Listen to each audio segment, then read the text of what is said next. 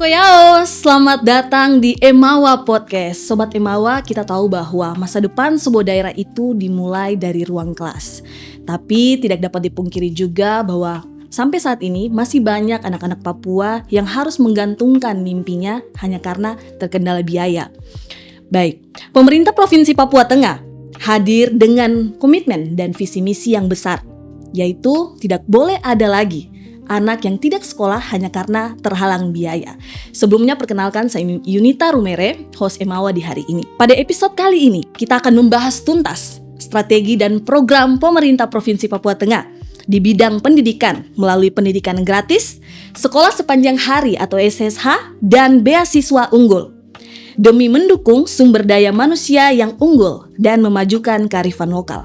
Tentunya saat ini kita sudah bersama dengan Kepala Dinas Pendidikan dan Kebudayaan Provinsi Papua Tengah. Selamat pagi Ibu, apa kabarnya hari ini? Selamat pagi, puji Tuhan kabar baik. Luar biasa. Ibu sebelumnya bisa memperkenalkan nama Ibu? Selamat pagi Bapak Mama, kakak-kakak, adik-adik, Om, Tante yang menyaksikan podcast ini. Perkenalkan, nama saya Nur Haida. Saat ini dipercaya menjabat sebagai PLT Kepala Dinas Provinsi Papua Tengah. Baik Ibu, program pendidikan gratis tentu menjadi perhatian besar bagi masyarakat. Nah, yang ingin diketahui publik, sejauh mana program ini sudah benar-benar dirasakan manfaatnya oleh masyarakat. Kakak, jadi program pendidikan gratis ini sebenarnya berangkat dari persoalan yang ada di Papua Tengah ya. Sebenarnya bukan di Papua Tengah, rata-rata di seluruh Papua ya. Biaya pendidikan salah satu faktor ya yang menyebabkan banyak anak yang tidak bisa melanjutkan pendidikan. Berangkat dari permasalahan tersebut lewat kepemimpinan Pak Gubernur dan Wakil Gubernur. Sesuai juga dengan janji politik beliau bahwa kalau terpilih nanti akan ada pendidikan gratis di Papua Tengah. Jadi untuk mewujudkan semuanya itu muncullah program pendidikan gratis di Papua Tengah. Jadi itu program yang diprioritaskan di Papua Tengah. Jadi harapan dari pelaksanaan program ini anak-anak bisa melanjutkan pendidikan tanpa terbeban biaya. Orang tua terbeban biaya. Dan juga kan angka putus sekolah di Papua Tengah cukup tinggi. Ya, 2023 itu ada sekitar 205.000 anak. Tapi puji Tuhan di tahun 2025 itu sudah menurun sekitar 131.000. Ini tantangan buat kita. Jadi salah satu program pendidikan gratis ini untuk menekan angka putus sekolah juga. Jadi sudah dilaksanakan tahun lalu 2025 itu tingkat SMA SMK di Papua Tengah. Jadi 8 kabupaten SMA SMK-nya dapat bantuan Bosda. Kita sebut Bosda ya, Bosda Provinsi. Jadi untuk SMA SMK di Papua Tengah diberikan bantuan Bosda dan juga ada asrama di bawah gereja dan juga masjid itu diberikan bantuan untuk biaya hidupnya. Baik, tadi Ibu udah sampaikan ini Bosda ya. Ini komponen-komponen yang masuk dalam Bosda ini apakah itu mencakup SPP, seragam sekolah, buku, atau kegiatan sekolah lainnya? Pembiayaan untuk operasional sekolah kan ada dari BOS nasional ya, dari pemerintah pusat ada. Itu setiap sekolah dapat dan setiap satuan pendidikan dapat. Tetapi pada kenyataannya banyak sekolah yang masih memungut biaya dari orang tua. Ya. Biaya-biaya tersebut yang masih dibebankan ke orang tua itu yang nanti ditanggung oleh Bosda Provinsi. Jadi misalnya kalau di Bosnas tidak belanjakan pakaian seragam boleh. Di Juknis sudah ada semua komponen-komponen pembiayaan untuk Bosda Provinsi. Jadi secara aturan itu seharusnya di dalam Juknis itu biaya yang dibebankan kepada orang tua itu sudah ditanggung oleh Bosda Provinsi. Jadi sekolah sebenarnya, terutama sekolah negeri, seharusnya sudah tidak boleh memungut biaya apapun kepada orang tua. Nah, disinilah peran orang tua juga untuk fungsi kontrol kepada kita kan. Supaya kita sudah ada buka hotline, itu nomor yang kita share di media.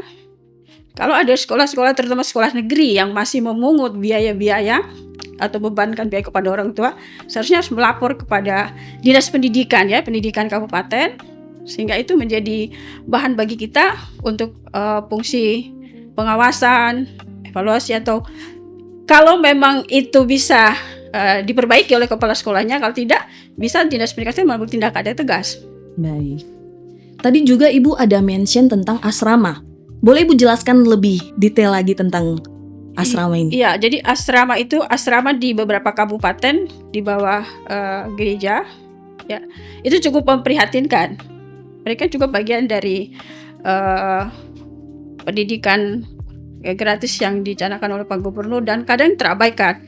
Jadi kami memberikan biaya hidup itu per tahun itu satu anak sekitar 10 juta. Jadi biaya makan sehari-hari itu ditanggung oleh Bosda.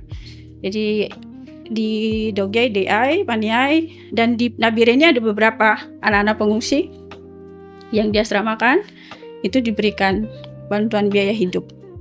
Oke, baik. Jadi sekolah gratis ini sudah berjalan di 8 kabupaten saat ini? Sudah berjalan. Sudah berjalan, oke, baik. Selain pendidikan gratis, ada juga program sekolah sepanjang hari. Ini cukup menarik perhatian. Bisa dijelaskan secara sederhana saja, apa konsep utama program ini dan apa perbedaannya dengan sekolah reguler? Ya, sebenarnya juga bagian dari pendidikan gratis ya, SSH.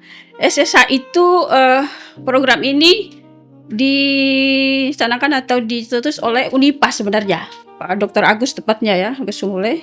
Jadi ini sudah diterapkan di beberapa kabupaten di Papua Barat dan Papua Barat Daya. Sebenarnya kalau beliau yang jelaskan lebih tepat, tapi kalau saya boleh menjelaskan secara singkat, itu berangkat juga dari persoalan yang ada di Papua. Dan juga itu Papua Tengah juga hampir sama ya. Jadi anak-anak di pinggiran atau di kampung-kampung biasanya tidak ke sekolah karena ikut orang tua. Ya, ke pantai biasanya ikut mencari ke pantai, ke orang tua ke kebun. Hanya alasan masalah ekonomi. Ya, kalau dia tinggal di rumah siapa yang urus? Ya. Jadi berangkat dari hal itu, sekolah sepanjang hari ini dicetuskan. Dan banyak persoalan yang lain ya. Dan kadang di pinggiran itu karena di pinggiran terus fasilitas juga kadang-kadang terabaikan. Jadi sekolah sepanjang hari dicetuskan. Dia sekolah sepanjang hari itu sebenarnya semi asrama. Awal mula program ini itu anak-anak disiapkan makan. Ya, makan jadi pagi sarapan, siang makan siang, sore makan ya sarapan lah ubi atau apa. Setelah itu baru mereka pulang ke rumah masing-masing, istirahat di rumah. Jadi disiapkan sekolah itu sebenarnya dari ide program ini tuh pakaian seragamnya juga.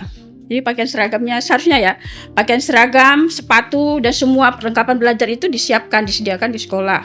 Jadi ada mama-mama di kampung yang dipekerjakan sebagai mama yang bantu mencuci, terus memasak. Jadi anak-anak itu diharapkan belajar dengan keadaan bersih.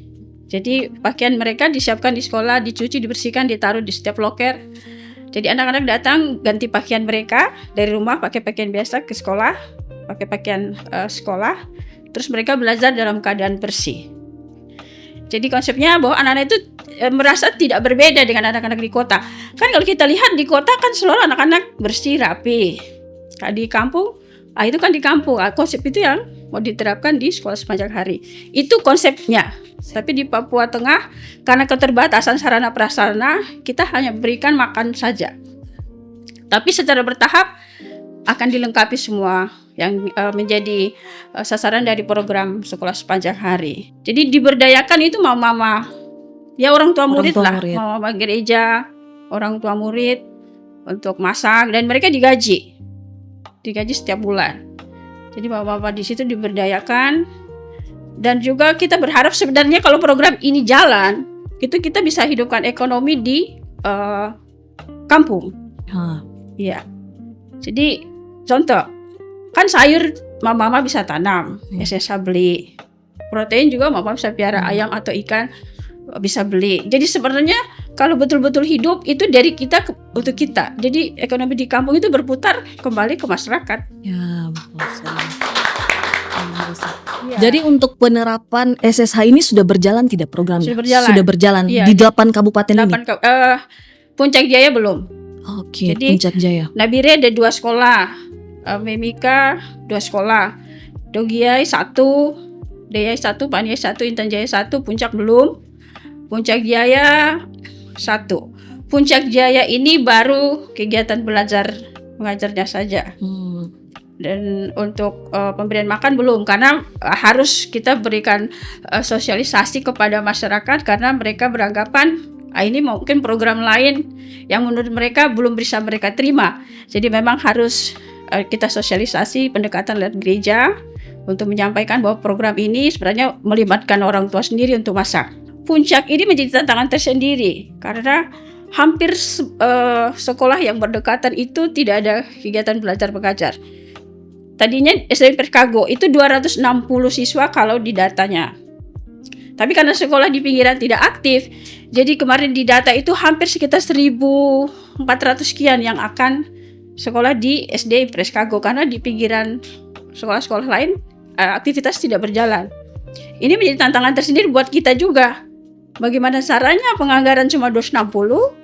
Tapi anak-anak kan kita tidak bisa menolak mereka ketika mereka datang. Jadi sasaran SSH ini sekolah-sekolah yang ada di kampung-kampung? Di pinggiran. Di pinggiran. Oke, baik. Untuk jam belajarnya juga sama dengan jam belajar reguler atau ada jam tambahan atau seperti apa Ibu? Iya, jadi perlu saya garis bawahi. Jadi SSH tidak merubah apapun ya. Jadi sebenarnya jam belajar itu tetap seperti biasa. Guru-guru juga tetap mengajar seperti biasa. Guru-guru ASN yang sudah ditempatkan di SD tersebut tetap seperti biasa melakukan aktivitas atau kegiatan belajar mengajar. Cuma setelah makan siang biasanya kan anak-anak langsung pulang. Ya. Tapi ini diberikan tambahan lagi. Dari setelah pulang sampai jam 3 atau jam 4 dengan kegiatan-kegiatan tambahan. Jadi SSA itu lebih menekankan kepada literasi, kemampuan membaca, menulis, berhitung. Karena ini masih tantangan terberat. Kemarin dari Unipad tim menyampaikan ke kami, kira-kira itu hanya 1 dari 10 anak yang bisa membaca secara lancar. Kalau dikasih skala ya. Jadi misalnya dalam kelas ada 20, mungkin hanya 5-nya saja yang bisa membaca lancar. Dan itu rata-rata hampir di semua SD SSH. SD SSH. Jadi itu tantangan terberat. Ya disitulah guru-guru pendamping setelah pulang sekolah itu mereka didampingi. Bahkan di hari T itu sampai malam juga ada yang datang ke guru-guru pendamping. Jadi di samping guru-guru ASN dari SSH sendiri merekrut guru pendamping. Itu disesuaikan dengan kebutuhan. Itu juga digaji. Diberikan gaji per bulan dari program ini. Jadi yang diberikan gaji mama yang masak di dapur, nanti kalau ada mencuci, mama yang mencuci, dan guru pendamping. Dan guru pendamping juga diambil dari masyarakat setempat juga. Artinya kalau dari Paniai ya orang Me, sehingga tidak adaptasinya tidak terlalu berat dan penerimaan masyarakat itu lebih cepat kalau dibanding kalau kita bawa lagi dari luar. Jadi sudah jalan. Oke, baik Ibu, luar biasa. Menarik sekali. Baik Ibu, program beasiswa unggul Papua Tengah ini tentu menjadi harapan besar bagi banyak keluarga. Bisa dijelaskan secara rinci, apa saja kategori beasiswa yang tersedia? Apakah diperuntukkan mulai dari jenjang diploma, sarjana, atau profesi hingga pasca sarjana? Jadi sebenarnya SUP itu program dari Papua Induk. Jadi setelah DOB, ya bagian mahasiswa yang tanggung jawab Papua Tengah kita lanjutkan. Jadi sebenarnya sudah ada mahasiswanya, tinggal kita lanjutkan saja pembiayaannya. Jadi tidak ada perekrutan baru, mahasiswa baru. Jadi lanjutan dari Papua Induk, program dari Papua Induk, karena DOB, ya kita lanjutkan. Jadi ada yang sekolah di luar negeri dan ada yang dalam negeri. Semua biaya itu ditanggung. Jadi tidak ada mahasiswa baru di dalam program ini, itu program lanjutan saja. Jadi kita tinggal lanjutkan pembiayaan untuk mahasiswa yang sudah direkrut memang dari Papua Induk. Baik. Ibu, di Dinas Pendidikan Apakah ada program kayak pelatihan bahasa Inggris untuk guru atau peserta didik? Ya tahun lalu ada ya untuk anak-anak SMP sama SMA untuk pelatihan bahasa Inggris. Ya tahun ini kita akan lanjutkan untuk anak-anak yang kemarin mengikuti, kita lanjutkan, dan juga untuk guru.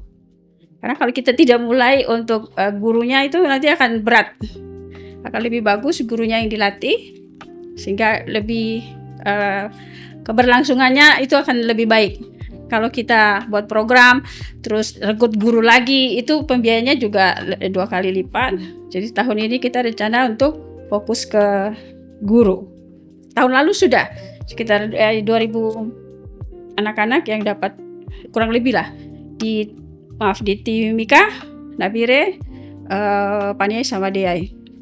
Oke. Ini catering program ya, yang dari Dinas Pendidikan?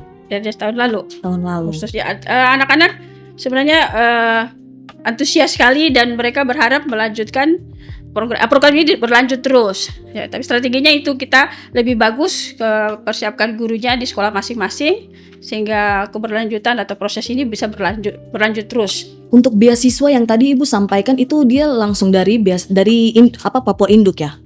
Dari Papua Induk, semuanya mahasiswa itu sudah direkrut memang dari Papua Induk. Jadi nama-nama tersebut yang menjadi tanggung jawab Papua Tengah kita tinggal lanjutkan saja. Oh, yang memberikan bantuan beasiswa buat mereka. Harus memang dilanjutkan. Oke, baik. Jadi kita tetap melanjutkan pembiayaan, biaya hidup dan biaya studi. Luar negeri ada, di dalam negeri juga ada. Ada yang di luar negeri dan di dalam negeri. Ada, dalam negeri ada. Oke, baik. Untuk jumlah siswa yang sudah terbantu dengan beasiswa, 82 itu dalam negeri dan 54 itu di luar negeri. Baik, tinggal melihat mereka dari Papua Tengah, dari 8 kabupaten ini ya. Biasanya lihat marga dan domisili ya. Domisili ya. Orang tua ya. Oke, baik. Menurut Ibu, persoalan terbesar seringkali bukan hanya lulus beasiswa tetapi kepastian untuk pencairan. Dan apakah selama berjalan ini ada masalah-masalah atau tantangan-tantangan dalam pembiayaan mereka yang biasa di luar negeri atau dalam negeri? Ya, puji Tuhan yang tahun ini sudah mulai baik. Memang awal-awal itu kan mungkin peralihan itu ya. Jadi proses data jadi memang agak lambat ya di tahun 2024 masih. 2025 juga saat saya menjabat itu memang masih terkendala. Tapi setelah berjalan waktu, belajar dari semua pengalaman, kenapa terlambat dan lain-lain, tahun ini puji Tuhan sudah luar biasa ya, sedikit lebih baik. Artinya tidak ada yang komplain. Jadi sistemnya sudah mulai sedikit lebih baik. Ya mungkin ada 1-2 ya. Itu juga karena keterlambatan sebenarnya itu informasi kan dari mereka. Misalnya kalau mereka lambat ya kita juga kan, misalnya kalau biaya studi itu kan harus ada dari kampus seperti invoice apa. Itu kan harus ke kami dulu. Kalau biaya hidup bisa. Kita bisa langsung transfer ke rekening mahasiswa yang bersangkutan. Cuma kadang-kadang terkendala di biaya studi. Ya memang kemarin awal-awal ada beberapa yang memang sudah jatuh tempo, cuma secara penganggaran ada sedikit ini, jadi tapi sudah bisa teratasi. Oke, baik, luar biasa. Dinas Pendidikan sendiri di tahun ini, apakah ada target-target yang ingin dicapai? Tetap pendidikan gratis itu kan prioritas, karena itu janji politik. Jadi harus dilaksanakan. Jadi pendidikan gratis kita lanjut kecuali Timika. Karena Timika sudah diberikan lewat Bosda Kabupaten. Jadi SMP tahun ini lagi kita akan berikan bantuan Bosda. Jadi SMA, SMK, SMP tahun ini diberikan bantuan Bosda. SMP, SMA negeri dan swasta tahun ini, kalau Tuhan sayang semua jalan baik, di bulan Mei awal atau bulan Mei lah itu sudah bisa terrealisasi. Dan program prioritas yang lain itu guru yang kita sebut kemarin itu MAPEGA. MAPEGA itu singkatan Majukan Pendidikan Gratis Anak. Jadi kita akan merekrut guru kurang lebih 500 dan kita akan tempatkan di daerah 3T. Jadi setiap kabupaten yang kita lihat di situ banyak anak dan memang ada gedungnya dan ada rumah-rumah warga yang bisa ditempati oleh guru-guru. Sebab kalau tidak ada gedung nanti kita biaya lagi dan programnya bisa jalannya tahun depan. Jadi tahun ini merekrut sekitar 500 guru untuk ditempatkan di daerah 3T. Jadi ada kampung yang berdekatan, yang di situ memang banyak anak-anak yang karena tidak ada guru. Ya, kadang ada guru juga tapi gurunya kan di kota. Tapi ini yang benar-benar tidak ada guru. Kalau ada gurunya, kalau di kota itu tidak ya. Jadi memang kampung atau sekolah memang guru tidak ada sama sekali. Dan itu harus berdekatan dengan SMP. Jadi SD dan SMP kita mau hidupkan lewat program Mapega. Prosesnya sementara jalan. Jadi 8 kabupaten, minus Timika 7 kabupaten program ini. Jadi satu kabupaten minimal satu sekolah yang akan kami rekrut guru dan tempatkan.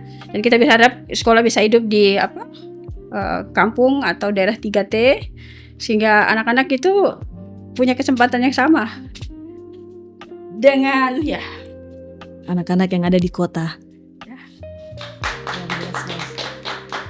Apakah ada tantangan tersendiri dalam merekrut tenaga-tenaga pendidik ini? Kemarin itu tahun 2025, tahun lalu kita ada rekrut juga. Tetapi ada beberapa yang tidak melaksanakan tugas. Nah, itu tantangan buat kita. Karena memilih guru ini susah-susah gampang ya. Karena kan guru itu kan harus ada panggilan. Dia tidak hanya mengajar, tapi kalau dia ada panggilan, dia bisa mengabdi dengan tulus dan betah di tempat di mana jauh dari apa yang dia harapkan mungkin ya. Itu makanya kita merekrut itu guru asal daerah setempat. Dari marganya kita lihat ini mungkin marga misalnya Puncak. Jadi kita rekrut guru berasal dari daerah asalnya. Domisili. Iya, domisili. Tapi pada kenyataannya dia memang marga di satu daerah, tapi terkadang dia tidak ada di tempat tugas. Itu tantangan terberat kita. Artinya mencari guru yang benar-benar punya panggilan itu berat. Karena rata-rata semua ingin hidup di kota, tidak mau ada di daerah 3T.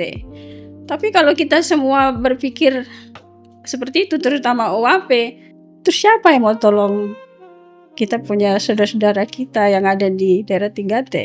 Jadi memang panggilan hati itu lebih utama, dan itu berat. Dan kita sementara ada merekrut guru untuk daerah 3T. Dan kita berharap ya yang betul-betul nanti diterima, dia memang terpanggil untuk bisa mengabdi di daerahnya sendiri. Karena kita gaji untuk guru-guru yang mengabdi di daerah 3T. Jadi kita sudah anggarkan. Sebenarnya kalau memang Tuhan sayang dan program ini jalan baik, jadi fasilitasnya kita lengkapi. Misalnya internet, ya pakai solar cell, dan saya bisa sebut merek ya Starlink itu kita berharap dengan dinas terkait bisa tersedia. Jadi mudah-mudahan program ini bisa jalan baik, dan guru kita berharap tuh gurunya betah di situ. Jadi ya fasilitasnya setidaknya kita siapkan. Kadang kita tuh tekan guru, tapi ketika mereka berada di sana sudah terbiasa dengan kehidupan di kota yang ada fasilitas internet dan lain-lain. Secara ini pasti dia merasa ini ya. Jadi kita berusaha nanti kalau sudah direkrut semua daerah-daerah tersebut, sekolah tersebut difasilitasi internet dan juga solar cell dan juga fasilitas air bersih. Dan kita berharap kerjasama dengan dinas terkait bisa programnya. Jadi kita mau bilang itu kampung pendidikan. Jadi dia tidak ada beda jauhnya dengan di kota. Jadi seperti konsep SD tadi, tapi ini kita tidak beri makan ya. Cuma kita gurunya saja yang kita tempatkan ya. Oke, luar biasa. Sebagai provinsi baru, Papua Tengah memiliki tantangan yang berbeda dibanding daerah yang infrastrukturnya sudah lebih mapan. Dari seluruh program, mulai dari pendidikan gratis, sekolah sepanjang hari, hingga beasiswa unggul, apa tantangan terbesar yang saat ini paling dirasakan dalam tahap implementasinya? Mungkin kondisi ini ya, geografis di Papua Tengah ya, juga masalah keamanan, juga sumber daya yang ada di kabupaten ya. Saya tidak merendahkan kabupaten, tapi memang perlu kolaborasi atau koordinasi lebih kencang lagi. Kita agak kesulitan untuk mendapat data yang diperlukan dari Dinas Pendidikan Kabupaten. Ya, keterbatasan sumber daya mungkin jadi salah satu soal ya. Sebenarnya kalau secara kewenangan kita hanya SLB saja secara kewenangan ya.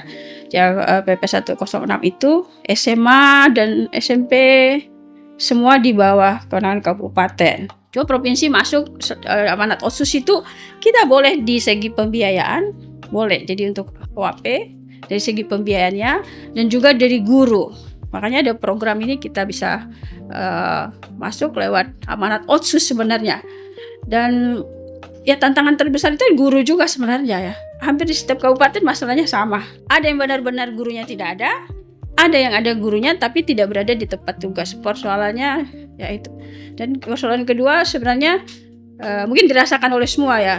Tiba-tiba dengan program yang ide luar biasa, program luar biasa, tiba-tiba ada efisiensi. Itu salah satunya kita juga terdampak. Jadi programnya dijalankan, tapi dengan ada efisiensi tahun ini kita lihat yang mana yang betul-betul prioritas yang kita utamakan. Ya sebenarnya bukan hanya itu saja. Tahun ini kita juga ada, saya tambahkan sedikit ya. Ada program PPG guru. Jadi guru-guru kan banyak yang belum sertifikasi di Papua Tengah. Hampir ada sekitar 3.000 sekian lah. Tahun lalu sudah 801. Tahun ini kita rencana mendampingi 1.000 guru. Jadi kalau mereka dapat sertifikasi, dengan sendirinya mereka dapat tunjangan. Tunjangan 1 kali gaji pokok. Nah, itu yang kita perjuangkan nanti tahun 2026. Kita harapkan kalau lulus sertifikasi atau program PPG ini, mereka akan dapat tambahan penghasilan 1 kali gaji pokok. Itu non-ASN dan ASN. Kalau non-ASN biasanya diberikan sekitar 2 juta ya. Ya kalau saya tidak salah, maaf saya kalau salah sebut nih. Itu untuk non-ASN. Jadi setiap bulan akan diberikan sertifikasi. Itu yang program prioritas Pak Gubernur dan juga pembangunan asrama. Ya, mungkin saya bisa tambahkan ya. Untuk pembangunan asrama nanti ada di Puncak Jaya, Intan Jaya, Paniai. Dan kalau memang mungkin kan nanti di Deyai, Dogiai dan juga Nabire. Asrama ini juga menjawab persoalan banyak anak-anak di daerah. Saya mau sebut daerah konflik juga, saya juga agak berat ya. Yang tidak aman lah ya. Itu kan tidak bersekolah. Jadi kalau ada asrama kita mau bangun di kabupaten sehingga anak-anak itu bisa tinggal di asrama dan sekolah di sekitar asrama. Jadi untuk anak-anak yang berada di daerah kurang aman atau tidak ada guru, sedikit banyak bisa terbantu dengan hadirnya asrama. Ya, itu program yang jadi prioritas di tahun 2026. Ya, tantangannya itu tadi, keamanan, terus sumber daya manusia juga salah satu, guru kurang. Dan terakhir mungkin tidak terlalu signifikan juga, tapi itu terasa dari dampak dari efisiensi anggaran. Yang program yang begitu banyak, kita harus bijak untuk mana yang diprioritaskan. Ya. Terakhir, apa pesan Ibu kepada para orang tua, siswa, mahasiswa, dan juga masyarakat Papua Tengah agar seluruh fasilitas pendidikan yang sudah disiapkan pemerintah ini benar-benar dimanfaatkan secara maksimal untuk membangun masa depan generasi anak-anak bangsa Papua Tengah? Oh ya, sebelum saya kasih pesan, mungkin satu hal lagi tuh ada program dari Pemprov itu bantuan pendidikan untuk mahasiswa yang kuliah di perguruan tinggi yang ada di Papua Tengah. Tahun lalu sudah, jadi UKT, biaya PKL, biaya wisuda itu kita tanggung mulai dari mahasiswa semester 3. Jadi semua perguruan tinggi yang ada di Papua Tengah itu mahasiswa semester 3 ke atas diberikan bantuan biaya pendidikan. Itu sudah berjalan tahun lalu, tahun ini juga akan berlanjut. Tadi kan kita hanya SMP, SMA saja ya. Tapi sebenarnya perguruan tinggi juga dapat bantuan pendidikan. Jadi sebenarnya program pendidikan gratis ini kita berharap merata ya. Jadi mahasiswa sudah dapat, SMA, SMP tahun ini, dan ya kalau Tuhan sayang tahun depan SD ya. Tahun depannya lagi kalau Tuhan sayang. Jadi mahasiswa jangan sampai kecewa karena tadi mungkin kita tidak singgung ya, kan kita singgung SUP dan lain-lain. Sebenarnya kalau di Provinsi Papua Tengah saja mahasiswa dibantu UKT, PKL, pakaian apa namanya lah, dengan biaya wisuda. Sudah. Ya, jadi pesan saya kepada orang tua, bapak mama yang ada di Papua Tengah, ya, program pendidikan gratis sudah dikucurkan. Pendidikan tanpa dukungan orang tua itu sangat berat. Pemerintah boleh jalan dengan begitu banyak program, tapi untuk pendidikan harus ada dukungan orang tua. Peran orang tua sangat-sangat dibutuhkan. untuk kemajuan pendidikan di Papua Tengah. SMA sudah diberikan bantuan gratis. Mari manfaatkan kesempatan ini. Anak-anak didorong untuk melanjutkan sekolah. Kalau bisa tidak boleh ada anak di Papua Tengah yang tidak bisa melanjutkan hanya karena persoalan biaya. Jika Bapak Mama masih menemukan ada sekolah yang memungut biaya, segera lapor kepada Dinas Pendidikan terdekat. Dan kalau memang memungkinkan bisa lapor ke Dinas Pendidikan Provinsi untuk kami tindak lanjuti.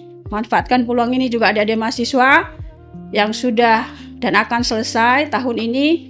Papua Tengah, pemerintah memberikan bantuan biaya pendidikan di semua perguruan tinggi ada di Papua Tengah. Mari manfaatkan peluang ini, karena kalau bukan kita yang akan teruskan, siapa lagi? Kitalah generasi penerus, dan itu dimulai dari pendidikan.